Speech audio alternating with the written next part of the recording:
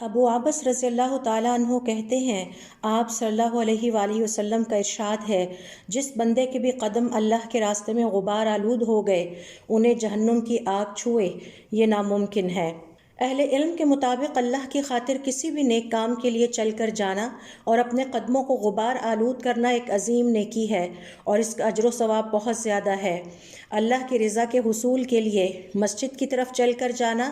کسی کی مدد کے لیے چل کر جانا، جنازے میں شامل ہونا، غرض یہ کہ اللہ کی رضا کے حصول کے لیے اپنے قدموں پر چل کر جانا،